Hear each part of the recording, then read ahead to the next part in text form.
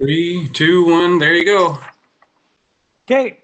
Hello, everybody. I'd like to welcome everybody to the February 2nd River Falls Planning Commission meeting. First thing we'll do is say the Pledge of Allegiance.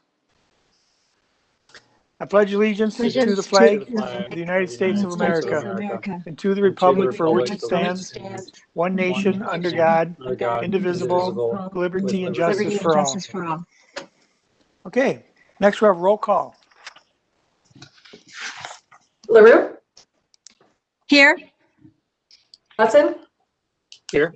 Hoffland? Here. Moody? Here. Prendergast? Here.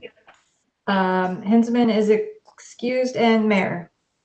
Yep, here. Okay, next we have approval minutes from the January 5th Planning Commission meeting.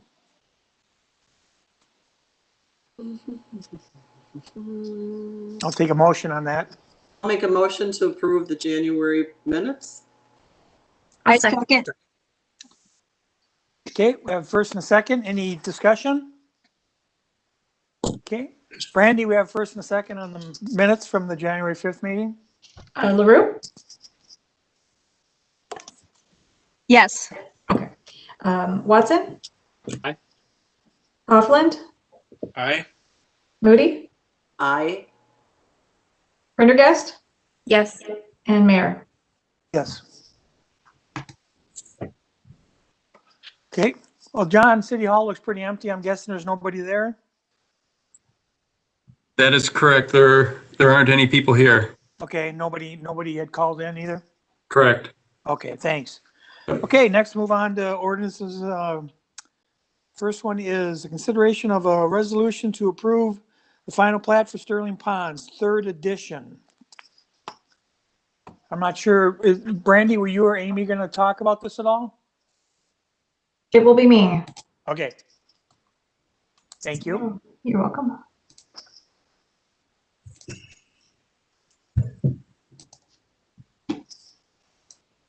Oh boy.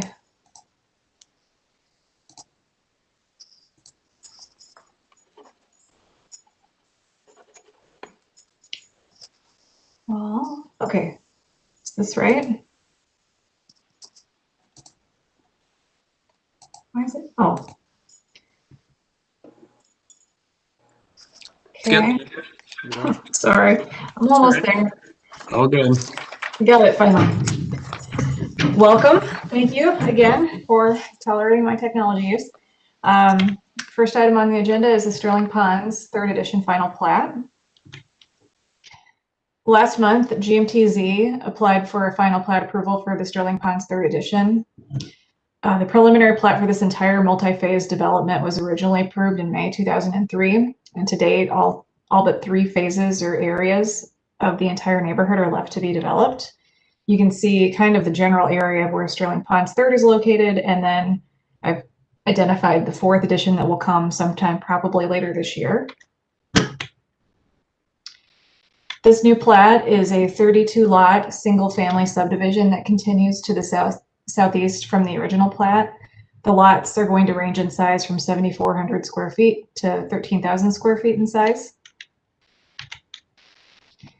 It is consistent with the development agreement, the official map, the comp plan, subdivision ordinance, and the zoning ordinance. There's just a couple of changes from the preliminary plat. First, the cul-de-sac. So on the left-hand side of the screen is just a snippet from the preliminary plat, and the right-hand side is the current plat. So the first change is at staff's request. We asked that they rename the cul-de-sac from Kettering Court to Elgin Court.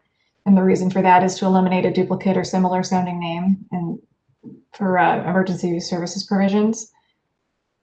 The configuration of lots 5, 6, and 7, which are here on the southwest side, those are altered to expand the size of the lots, and then that eliminates the dedication of additional parkland. This was done at the request of staff based on direction from City Council. Per the developer's request, the twin home lots were added. That would be 2, 3, and 6, and 7.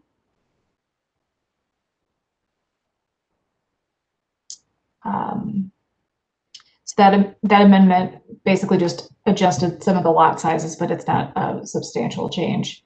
And finally, the mid-block walkways were eliminated for part of the Sterling Pond second edition, and those carried through to the third edition, so it was also not included within this particular plat.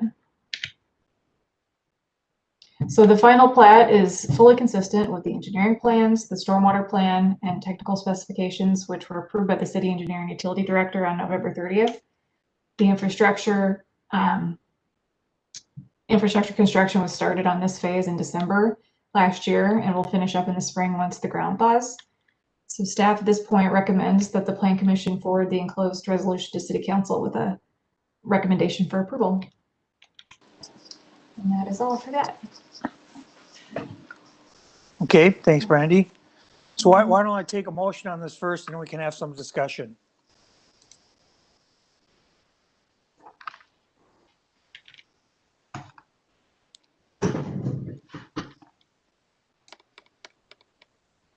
Mr. Mayor, I make a motion that we approve the Sterling Ponds third edition final plat.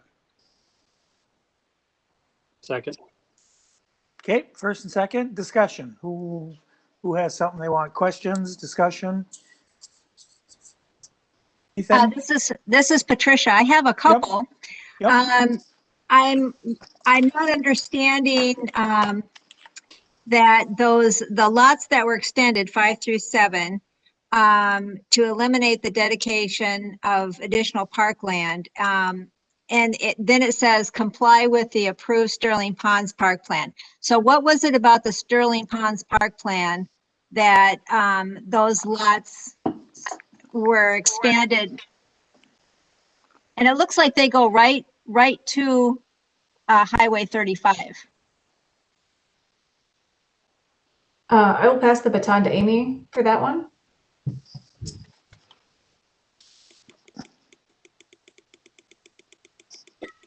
Yeah, so the park board and then council approved the Sterling Ponds Park Plan, which worked on changing the parkland dedication in Sterling Ponds neighborhood. So originally those lots were to be shortened up and there was going to be parkland behind them. And this extends that and removes that piece of parkland. So these people's property goes up to Highway 35? Well, you know, there's an easement in there, but not. Correct. Oh, okay. Yep. And I don't know what a mid-block walkway is, and I was trying to find them on here, but I suppose if you eliminated the mid-block walkways, you wouldn't be able to see them. So where was it? Well, it would have been in the middle of the block on Kettering Court. On Kettering, Not Court, okay. Kettering Road, I believe it is. So the street that would be just to the north of that. Kensington. Sorry, Kensington? Kensington? No, Kettering. Kettering. Kettering. So if you think about a block in terms of you've got houses on one side, houses that back up back to back together. Yeah. So once you have a long enough block, on some occasions, if the length of the block is long enough, the city will install a sidewalk that cuts from one street through to the next street. So because second edition eliminated that mid-block pathway. Oh, Crystal would like to share a screen with an air photo if that would be helpful. Yeah. Yeah. Okay. So because second edition eliminated it, and second edition is 1/2 of the block that is shared with third edition, eliminating it for second also kind of eliminated it for third. So basically you would walk halfway and then you'd be in someone's yard. Right, but there is no walkway. Okay. Oh, here we go. All right. The air photo shows this. Are you guys able to see this? Yep. Okay. Yeah, someone's got a swimming pool. Yep, there is a swimming pool. But here are these other phases of Sterling. So there's these mid-block crosswalks that go through here. We eliminated it on this side of the road since it's no longer really mid-block to line up. And, you know, it's not very far to get to a sidewalk, as Brandy was explaining. So there is no mid-block crossing on this phase, and the phase that's before you tonight is right back here. Okay, So if that helps at all. it does. Thank you. Yep.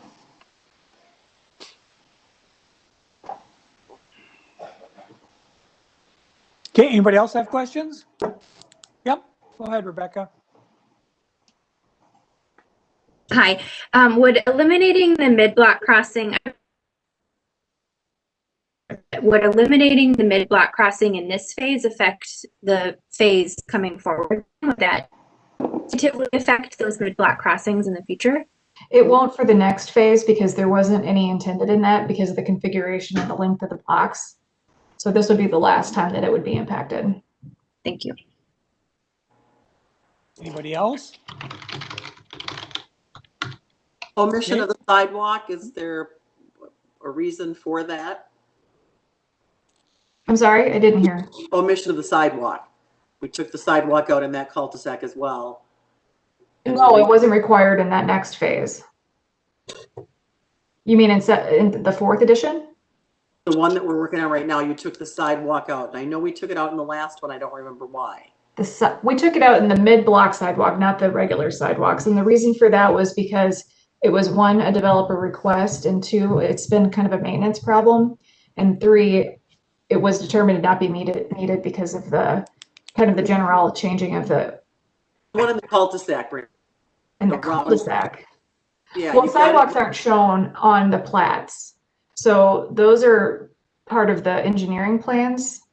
And so what you're looking at is really just the configuration of the lots. And there wasn't any elimination of sidewalks from this subdivision other than the mid-block crossing. So there'll be a sidewalk that goes around the cul-de-sac and continues on.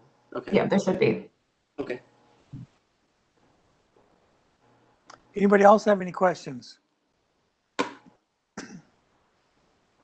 Okay, Brandy, we have a first and a second on the on the resolution. Okay. Prendergast? Yes. Moody? Yes. Hovland? Yes. Watson? Yes. LaRue? Yes. And Mayor? Yes. Thanks. Okay, next move on to a consideration of a resolution to approve a general development plan at Dawes Place. And Brandy, will this be you again? It will be, yep. Okay, thank you. Okay. So this next item is the general development plan for Dawes Place. So this project, if approved, would complete the Highview Meadows first edition PUD that was approved and partially built out in 2005. So just to give you guys a little bit of history on this, since it's been a while, the Highview Meadows preliminary plat was approved in October of 2003, and that's what you're seeing on the screen. And the area that's in this green outline is the general vicinity of that first edition plat area. So the overall neighborhood has continued to develop over the years, and with approximately 3 phases remaining. Lyman was the initial developer of the Highview Meadows first edition PUD. Early on, the project consisted of 2 different product types, the patio townhomes and the lodge townhomes. The patio townhome area was fully constructed. The lodge back-to-back townhomes were proposed for the area where Dawes Place is now. Those were to be developed in 2 phases, with phase 1 consisting of 58 units and phase 2 consisting of 100 units for a total of 150. Before any building occurred, sometime in 2004 or 2005, Lyman sold the property to Lennar/Oren, who requested an amendment to the PUDs. So they changed the lodge to what is built out there now, which are called Colonial Manor townhomes. And that amendment was approved in 2005. So the building footprints that that you see there are the Lennar Colonial Manor townhomes.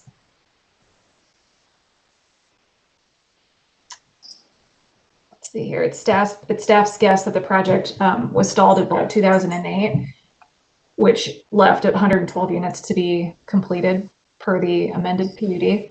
So what you see here is the air photo of what's out there right now. So we've got 4 buildings in this configuration that's drawn is what was approved in 2005. So you can see that these are the back-to-back townhomes that were originally proposed. So the current proposal would complete this development site with 112 units and 15 buildings. The image on the screen superimposes the proposed site plan with an aerial photo. The existing buildings are shown with this tan overlay, and then they're a little hard to see, but the proposed buildings are in this light gray color. So as illustrated, the road configuration on the south side is a little bit different than what was from the approved plan. So the existing road has, the existing configuration has these kind of loop configuration, and the proposal does an east-west configuration on the south side. So the private roads, they would be private. It's a necessary change for their product type that they want to do. And this is proposed to be built in 2 phases. Phase 1 will occur on the south side, and phase 2 will be the remainder on the north. And that would occur in 2003 or later. The first phase would hopefully commence this spring. So this table provides a comparison of the proposal with the approved PUD. So as indicated, the total number of remaining units to be built is the same, 112. But instead of 10 new buildings, the new proposal is 13 buildings. And as I mentioned before, some of the buildings will be linear instead of the back-to-back configuration, but there will be some of those as well. And parking is essentially going to be the same, 2 garage stalls per unit plus 2 driveway stalls. So here's a couple of renderings of the 12-unit and the 6-unit buildings. They're fairly comparable in style and character to the existing structures. And as far as the GDP approval, you'll recall from Chapter 1772 of the Municipal Code, there's certain criteria that need to be considered when we're evaluating a general development plan. And in this case, the community benefit is being interpreted by staff as it's going to be a completion of a project that was initiated in 2005, and thus we're placing it on the tax roll in a meaningful way. In addition, it helps to fulfill a portion of the market rate housing demand in the community. As mentioned, the character was considered in 2005, and this proposal is consistent with the other Highview Meadows development, and density is the same. Municipal services will be provided. At this point, it's anticipated that the project will have a private water and sewer system. School enrollment isn't expected to be severely affected by this project. Traffic was considered in 2005 when it was initially planned. This proposal doesn't alter anticipated traffic patterns or volume. The economic impact is estimated to be $16.8 million. The park and open space requirement has already been met in the Highview Meadows area. The 10-acre park that's across the street was dedicated in 2004. And that, in addition to the 43 acres of conservancy area that was also dedicated in 2004, fulfills the parkland requirements for this and all of the remaining areas in the Highview Meadows plat. And finally, the proposal is consistent with the comprehensive plan and the official map. So in summary, staff recommends Plan Commission forward the enclosed resolution approving the GDP for the Dawes Place townhomes to the City Council with a positive recommendation. Oops, stop sharing. And I'll pass it back to the mayor. Okay, thanks, Brandy. Okay, so there again, I'll take a motion on this and we can have some discussion.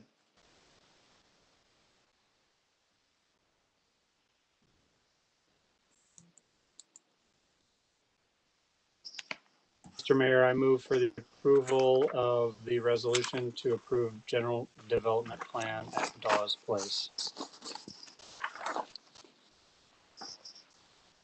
Second that. Okay, we have a first and a second. Questions or comments? I understand the developers are on the phone today with us. Is that true? Yes, I can bring them in for you. Okay, my question has to do with how River Falls values promoting energy efficiency, and I just wanted to know in their plan what kind of energy efficient type equipment they offer, you know, as far as their I don't think I see anything about any solar panels or anything like that being offered, but low efficient, or not low efficient, high efficient furnaces and low flow toilets and all that kind of stuff. Is that something that they're working into their plan? And I don't know who I'm talking to. This is Trevor Bruce. I'm the developer, and we do all of those things. We use high energy efficient appliances, dishwasher, washer, dryer. We also go way above and beyond what's required by code for insulation, including insulated wall boxes for the electrical, all sorts of stuff like that. Excellent. Thank you. Yep. I've got a question. Are the roads currently in place, or which roads currently are in place there? I haven't had an opportunity to drive up there. And basically my question is, are they going to have to be reworked? Is this an engineering project from the city, or? Some of the roads will be reworked, the ones on the south side, and that will be part of their project. It will not be a city project. Okay, so they're already in. Yes, they are in. But the ones on the south will have to be removed and reconfigured. Okay. And this falls back onto the developer for that? It does, yep. And then I'm pretty new at this. How does that work? Is this the water piece of this is kind of intriguing to me. Does that typically work that it's private that runs up into the city? Is that typical? I'm going to pass that one to Crystal. We've had it both ways. And I don't know that we're 100% certain on this one yet, where if water will be public or private. That usually gets determined at the specific implementation plan, level stage. So, but we've seen both. We've seen public utilities running through private sites. We've seen private utilities running through private sites. Nothing's out of the question here. Well, I haven't seen this, and I'm relatively new to the Planning Commission, so I'm just curious as to how that all works.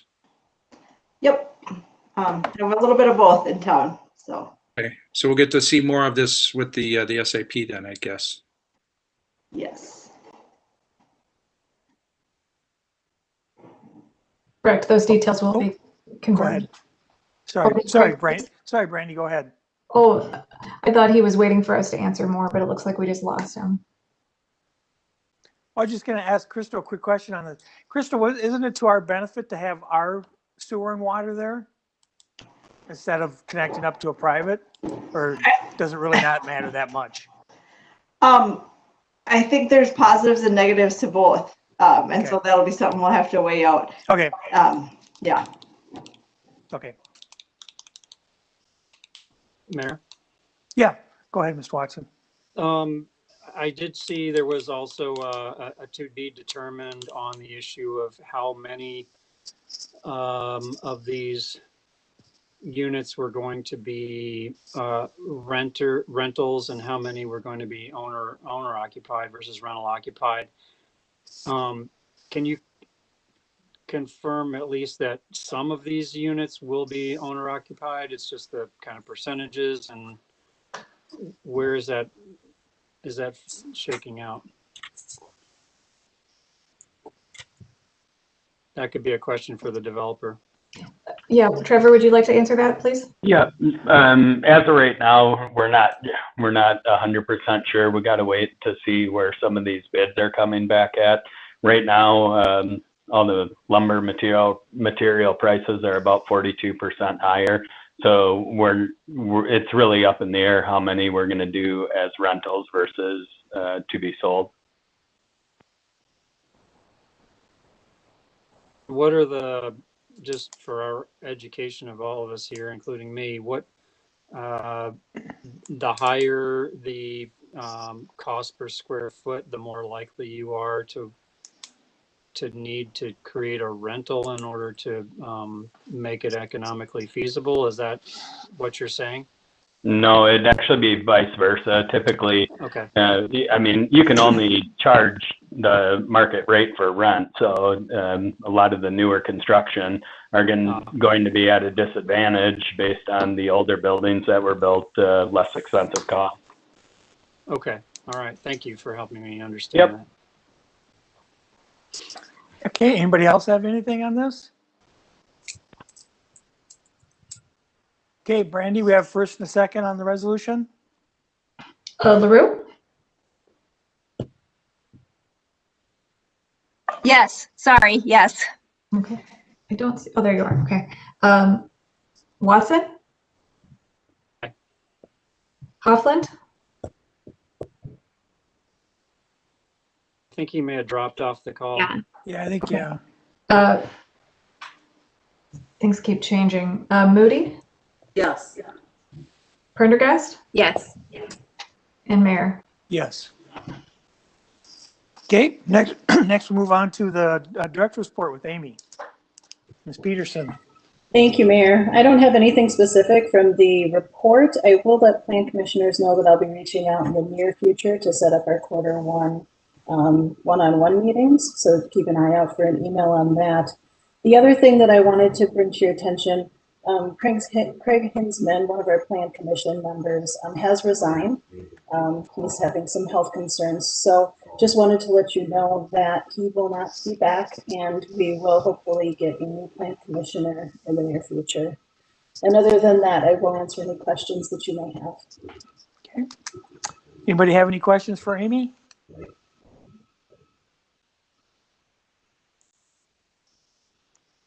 Nope, I guess not. Amy, you guys are doing such a great job. We have no questions. So I will take a motion to adjourn, and then we'll go and we'll have our workshop afterwards, right? Mr. Mayor, move to adjourn. A second.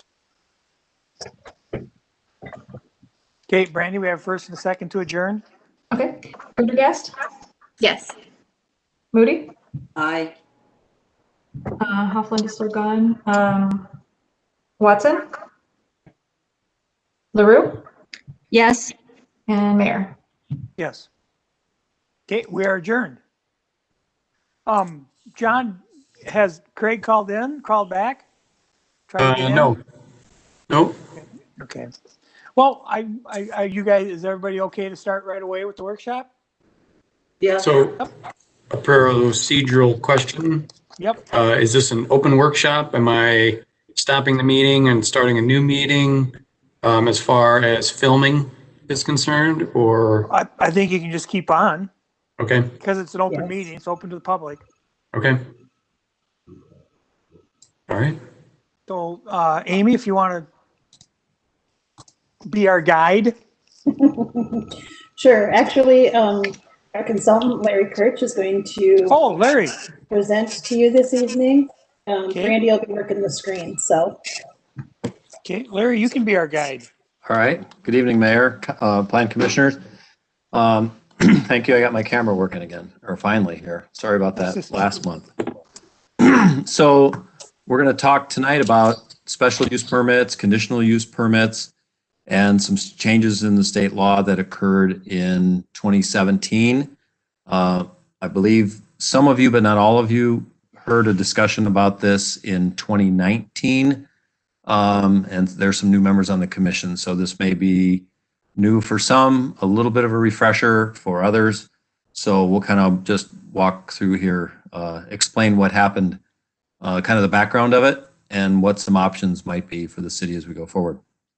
So Brandy, if you want to hit the next slide. So Wisconsin Act 67 was really a reaction to a Trempealeau County frac sand mining conditional use permit. And what happened was and this is in the staff memo so if you want more detail, there's a lot more in there. But essentially what happened was the public came out in mass to oppose a conditional use permit for a frac sand mine. And the the frac sand mine was denied, and then essentially the parties, I guess, that wanted the frac sand, they went to the legislature, and the legislature amended the state statutes to really tighten up what conditional use permits are. And essentially, kind of the gist of it is that a conditional use permit, if you meet the conditions, a city can't be arbitrary or just have too much public outrage and then deny it. So essentially what the legislature did is set up kind of a framework for how conditional use permits or special use permits in the case here are handled. And so it preempted cities and towns from denying conditional use permits, special use permits, if the applicant can meet and agrees to meet all of the conditions imposed. So it really limited the city's discretion as whether it's a legislative matter or a policy matter. So if they meet the conditions, then essentially it cannot be denied. So in the city of River Falls' case, the city uses special use permit, but essentially it means by definition now a conditional use permit. And the city has many special use permits throughout its various zoning districts. So that's just the background of why it's here. The city does need to address it in its zoning code now. And so we're going to kind of give you some options as we go. But first, I kind of want to go through some of the definitional items that the state legislature imposed. So if we could go to the next slide, Randy. So this is more the procedural part of it, and the city is kind of doing this now with recent SUPs to make sure it does comply with Act 67. But essentially, it's treated like a rezoning, Class 2 notice, and a public hearing is required. Any conditions that are imposed, they have to relate to the purpose of the ordinance, the district, the purpose statement that's found within the zoning district. The term substantial evidence, which is on the next slide, but I'll explain it briefly. Essentially, it cannot just be folks showing up at a public hearing and saying, we don't like this. The public has a right to produce substantial evidence as to why a CUP might not be issued, but you can't deny it unless there's substantial evidence for a denial. And finally, the conditions, they have to be reasonable and measurable. So a lot of times conditions are loosey-goosey or amorphous as to, what a condition is, so it really makes you tighten down what a condition may be. So the next slide talks about the substantial evidence, means facts and information, again, not merely personal preference or the number of people showing up in favor and the number of people showing up opposed. It can't be, well, there's going to be traffic. Well, most developments, you'd have to quantify that as to why traffic would be a reason to deny it based on evidence and data. So the person that's applying for it, that substantial evidence, again, would have to be that a reasonable person could accept that as a and there's various, and I'm not an attorney, but there's different levels of evidence in different types of cases. But in this now is more like a quasi judicial decision. So the conditions can't be have to be very specific, and they can't really go against the ordinance. So now the appeal process of a conditional use permit would go to circuit court after the city decides whether to approve or deny or approve with conditions. So the next slide, and some of the readings I've done on this is that the state never really had a definition. There really wasn't anything in the planning statutes related to conditional uses. So one result of this is that the legislation does define conditional uses. They have been used in city zoning codes since probably the 1940s, 50s, 60s, but they never really were spelled out in statute what a special use is or a conditional use, but they've been used in zoning codes forever. But now the statute does define what a conditional use permit is, or what a conditional use is. So one of the things that the legislature made it more clear, on the other hand, even though your discretion is limited as a city, is that conditional use permits can be revoked. And then another gray area historically has been, does a conditional use permit or a special use permit, does it run with the land? Can you transfer it to a new owner? Can it only be for 3 years, 5 years? Can it be automatically renewed, or does it have to come back? Those are all now things the city can do. And traditionally cities have done that, but this now puts it in the statute that those are things that the city can put those conditions on. And then the big piece of all of this, again, as I said at the beginning, is if someone applies for a conditional use permit and they can meet all the conditions that the city has outlined for that particular use, if they agree to meet them and they can meet them, the city no longer has discretion to deny it. And again, it has to be based on the substantial evidence, et cetera. So the next slide, it's really, conditional uses have been historically treated as maybe. If you can meet the conditions, it's not automatic that you might be able to get a conditional use. Well, now conditional uses are construed to be, they are a permitted use in that zoning district, but you can add conditions. Right now, the city is currently dealing with special use permits through the city council, again with the class 2 notice, and it's more of a hearing type endeavor rather than a traditional plan commission meeting where you'd have a public hearing and then both sides would speak, and then the city would decide to approve, deny, or approve with conditions.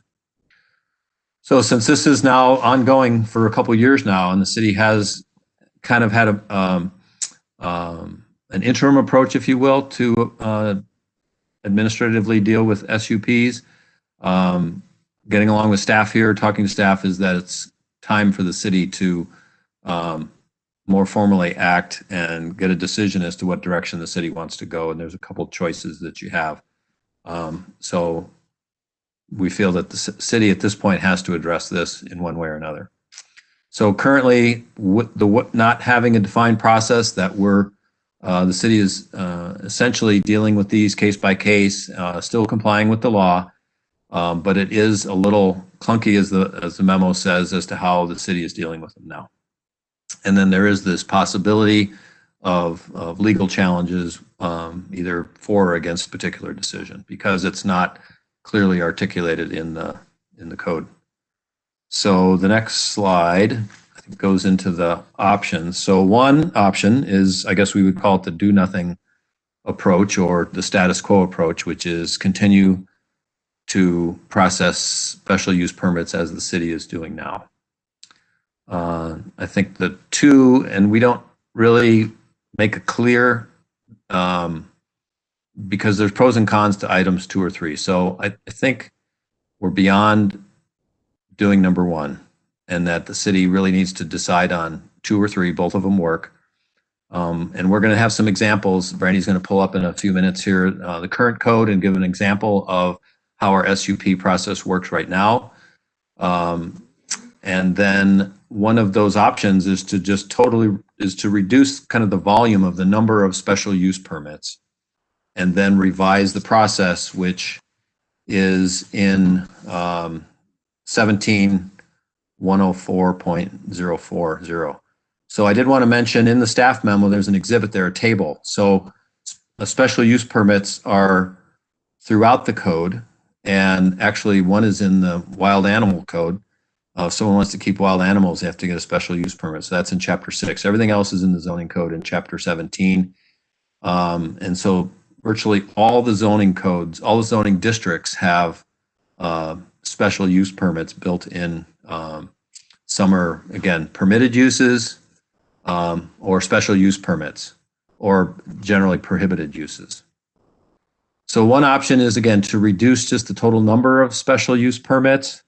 There are some, we could argue, that might not make sense in a district, and I've brought this up a couple times, like in one of the zoning districts, you can have a microwave tower as a special use. Well, that may be something that we revisit and say, do we really think that is a SUP? Because you probably have never approved one, but it's still in many of the residential codes, and most folks would think that that's probably not a good place to do a microwave tower in a residential district. So that's just kind of as an aside, as an example.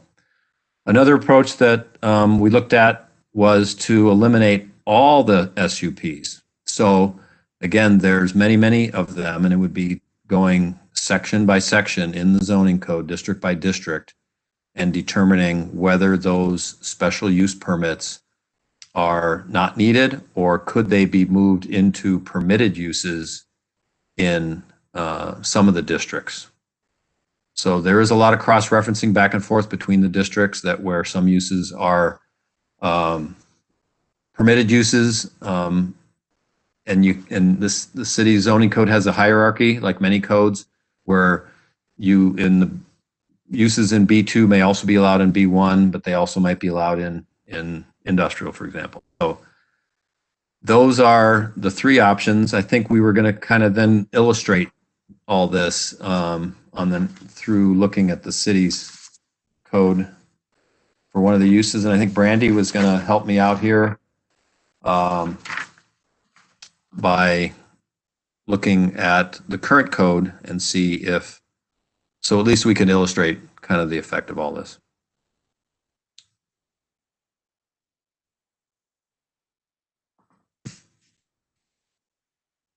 Correct, Brandy?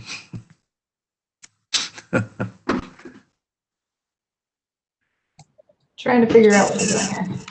Sorry about that. It's all right.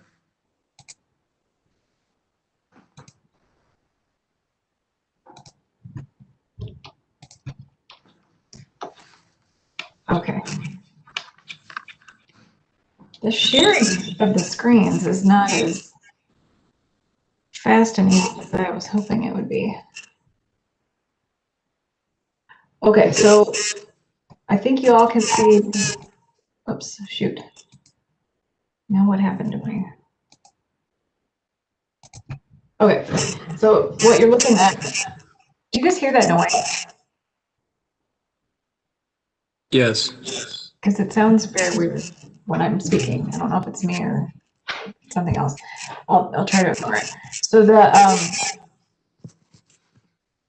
it does seem like it's coming from me, doesn't it? I think it's reflecting through someone else's speakers when you speak. So if everyone's muted, it should be good, I think. Okay. Yep. I'll start again. So what we're looking at here is the municipal code, City of River Falls. Chapter 17 is our zoning code, and in administration and enforcement. I just wanted to bring you here to see what we have on the books now for special use permits. Is the font size big enough here for you guys? So basically, if somebody has a special use that they want to apply for in a residential district or a commercial district, they would look at these conditions basically, and you would evaluate this plan commission to determine if their proposal would meet these conditions. So basically, any special use in a residential district would have to meet A through D, or in a commercial district, a limited commercial district, A through C. That approach is a little bit less, I guess, modern based on the new ordinance or the new state law that we now have on the books. And what I think we'll probably need to do is have conditions that are tailored more specifically to use rather than district. So then if you go to our districts, you can see, for example, here's our highway business district. The permitted use list is fairly lengthy. There's 56 different uses in here that are permitted by right. And that's another issue that we can discuss. But then our special uses for the B3 district include these: auto repair, barber shop, beauty shop, etc. And there are no conditions attached to these. So as Larry was indicating, we've got a couple of approaches: the do nothing, status quo approach, Or we could eliminate these completely, just strike them from the district. We could strike them from the district, or I'm sorry, strike them from the district as a special use and then move them up to become a permitted by right use. And if we do that, do we want to give them criteria that they should meet in order to be a permitted by right use? So for example, bed and breakfasts have those uses already listed. It's one of the few that we do that has the conditions listed underneath of the use itself, as opposed to the special use section that's in the administrative part of the code. So those are two options. What Larry was asking me to show. The other thing though, Brandy, was to go back to that real quick. Yep. That example in the B3, one option, you could move things up to permitted uses into, you would evaluate, but I was, as an example, the special use up towards the bottom, it's like a light manufacturing. I think it was a wood products manufacturing, number 20.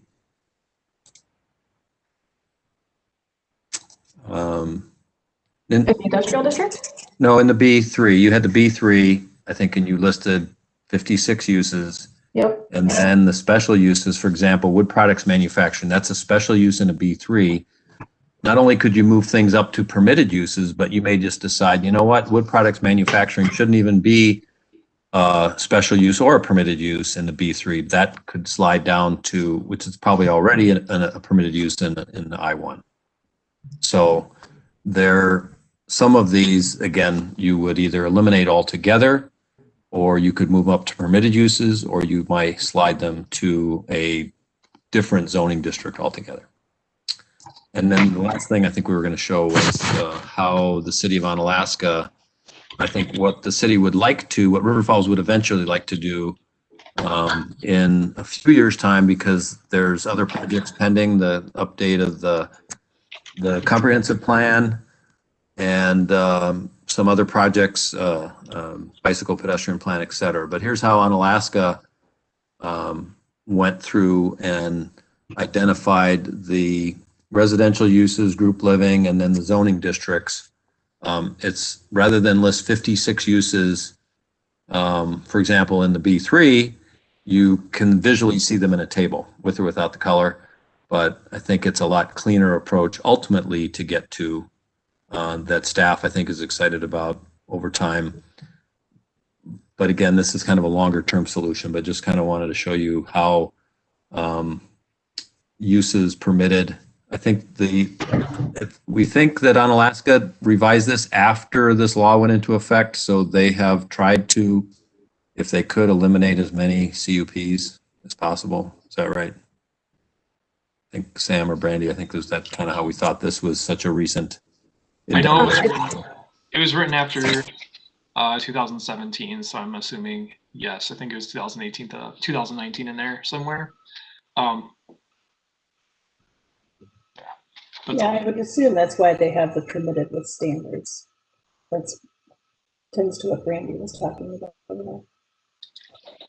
I forget if we've mentioned it already, but conditional use and special use are the same thing. We just say special use in our code for some reason, but conditional is more common. Should we open it up to discussion?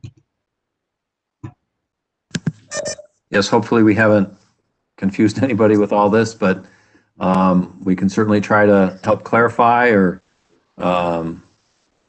really either, I guess our goal would be to, through the discussion here, help kind of staff decide what of those options you'd kind of like to move forward with. Okay. Anybody have anything? Who'd like to say something?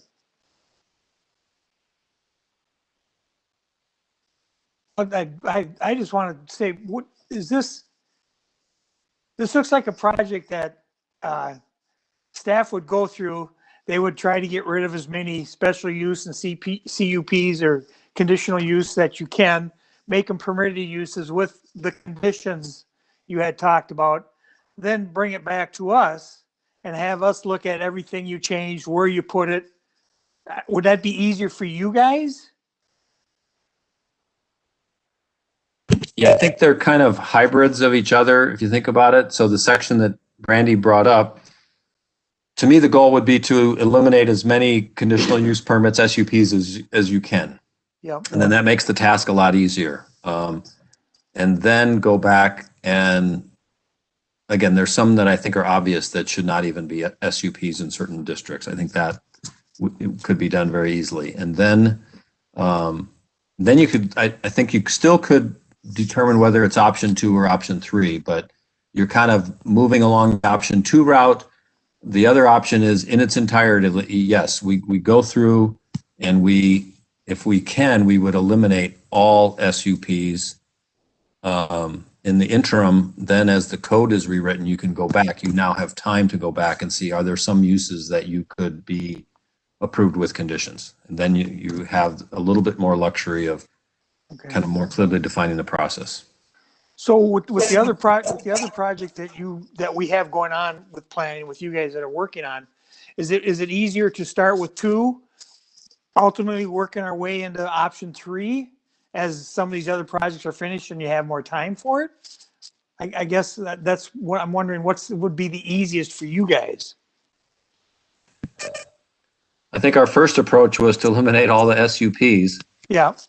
Because then you could, and even if you did, you could still kind of, then it's a hybrid of option 2 that you're saying, okay, we're going to eliminate all SUPs, and here's a recommendation where we think some of these could go. I know recently you created a couple of new SUPs, one for columbariums and one for personal storage.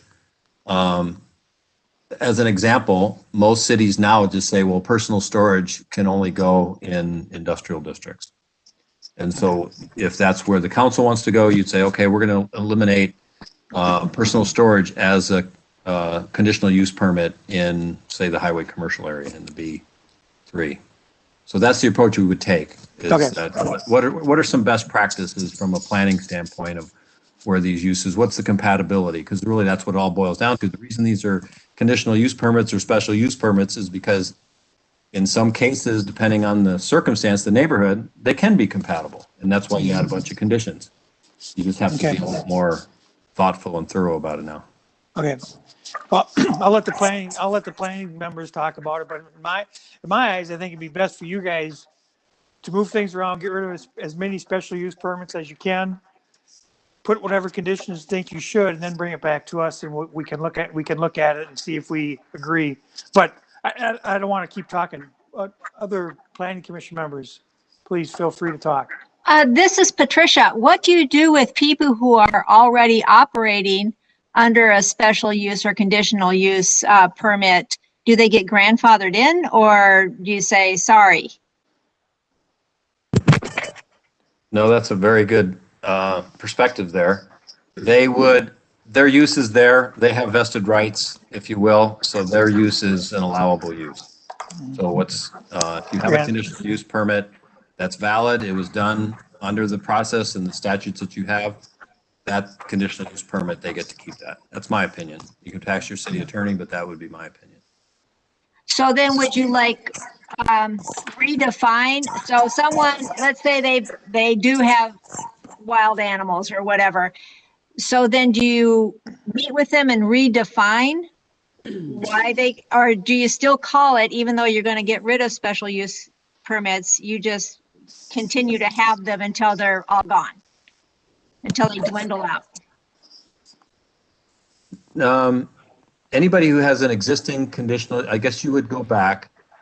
Some of these I can tell you historically, some of them are gone already, and you just don't know it because in various jurisdictions I've worked in, we had an intern project where we went back to the council. I think we rescinded about 50 conditional use permits because we weren't tracking them. We weren't keeping track of them. We went back to the council with a resolution.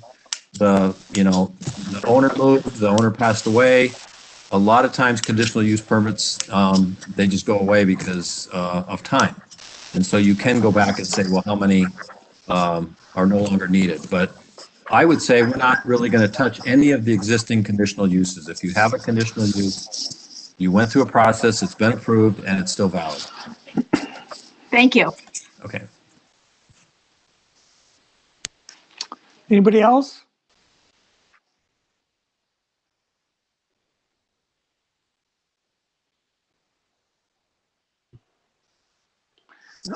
Nobody else has anything on this? It's somewhat overwhelming. Maybe that's why. Yeah, no, It sounds like a big project. Yeah. Can I just to make sure I want to make sure that I understand the direction I think we've been given is to have staff take a look and to the best of our abilities, eliminate as many of the special uses out of the districts as possible. And those that we feel would be appropriate to keep, come up with specific conditions pertaining to those, and then bring it back for Plan Commission to review. That's your option number 2, basically. Sounds like number 2, yes. Yep. I think that gives us the most flexibility right now. I mean, to eliminate them all or to shove everyone in some individual district. The thing I like about special use permits or conditional use permits is, you know, it allows for some variation, you know, at the discretion of the city, or at the, you know, as long as that variation meets the conditions. You know, we're going to have to come up with conditions. That's the hard part, I think, is going to be coming up with the conditions for each one of these things that we're going to allow. But if you think about just removing all special or conditional use permits completely, it seems like, you know, every part of our city would be completely homogeneous in a way because, you know, you would never have a corner grocery store. You couldn't, you know, it's just kind of like, you can have a veterinary hospital in, you know, at the edge of an in an R1 district very easily. So I think, you know, I think we want to keep our options as open as we can. That's my opinion, and not just do away with them completely. But I do think it's kind of a daunting task to try to think of all of the conditions that would go with any of these things in those areas ahead of time. That's pretty tough. Especially nowadays, the way that businesses are changing in the times. There's so many different options and things that we're going to have to look at. It's daunting. Yeah. Yeah, Mayor, I really if I could. feel like the I agree. legislature screwed up. Yep, go ahead. I mean, it's such a, anyway. Go ahead. No, I was just going to say that you, just like in that section that Brandy showed you, we can have standard conditions. So certain types of uses, there can be standard conditions, and just kind of like what she showed you for bed and breakfast, all bed and breakfast would adhere to that. But in general, you can have some standard conditions for all your conditional use permits. We'll have to figure out what those are, look at some other examples. So you could have 5 or 6 standard conditions that apply to every conditional use permit. And then depending on the type of use, you could have special conditions for that use that they would have to adhere to. So. Okay. And this is good input. You know, we wanted to give you the background. We've got some new Plan Commission members that haven't heard about Act 67, and we wanted to kind of give you the road that we were headed down and to get your feedback. So if you said, wait, no, we do not want to do this year, you know, we can stop. Otherwise, we're going to continue forward, and it's going to take some work from Plan Commission in the next few meetings as we, you know, get you drafts and move forward on this. This is Patricia. It sounds like we don't have the option to not do anything, correct? I mean, we have to do something, right? Well, we have been managing this. This act was 2017, I believe. So we've managed for the past few years, but it is really cumbersome for staff to ensure that we're following the law and keeping the process correct as we move through. So. Okay. Anybody? I'd add that to do that, it's extremely cumbersome and takes up a lot of staff time to try to remember and reinterpret the state law every time that these come up, which isn't, they come up maybe once a year.